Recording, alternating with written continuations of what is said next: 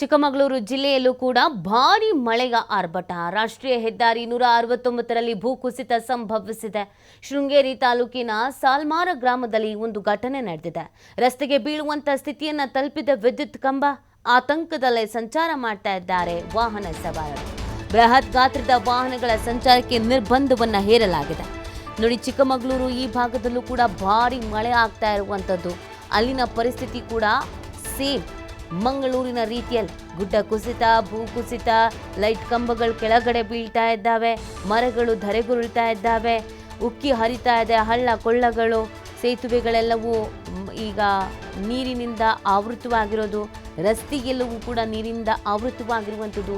ಇಂಥದ್ದೊಂದು ಪರಿಸ್ಥಿತಿಯನ್ನು ಚಿಕ್ಕಮಗಳೂರಿನ ಜನ ಎದುರಿಸ್ತಾ ಇದ್ದಾರೆ. ಚಿಕ್ಕಮಗಳೂರು ಭಾಗದ ಪ್ರಮುಖವಾಗಿ ಶೃಂಗೇರಿ, ಎನ್ಆರ್ಪುರ, ಬಾಳೆಹೊನ್ನೂರು, ಕಳಸ ಈ ಭಾಗದಲ್ಲಿ ತೀರಾ ಮಟ್ಟದಲ್ಲಿ ಸಮಸ್ಯೆಯನ್ನು ಎದುರಿಸ್ತಾ ಇದ್ದಾರೆ. ಇದು ನೀವು ಗಮನಿಸ್ತಾ ಇದ್ದೀರಾ, ಸಾಲ್ಮಾರ, ಇದು ಚಿಕ್ಕಮಗಳೂರಿನ ಶೃಂಗೇರಿ ಭಾಗದಲ್ಲಿ ಆಗಿರುವಂಥ ಪರಿಸ್ಥಿತಿ ಆಗಿದೆ. ಚಿಕ್ಕಮಗಳೂರಿನಲ್ಲೂ ಕೂಡ ಯೆಲ್ಲೋ ಅಲರ್ಟ್ ಅನ್ನ ಘೋಷಣೆ ಮಾಡಲಾಗಿತ್ತು. ಮೊದಲಿಗೆ ರೆಡ್ ಅಲರ್ಟ್ ಇತ್ತು, ಆರೆಂಜ್ ಅಲರ್ಟ್ ಇತ್ತು.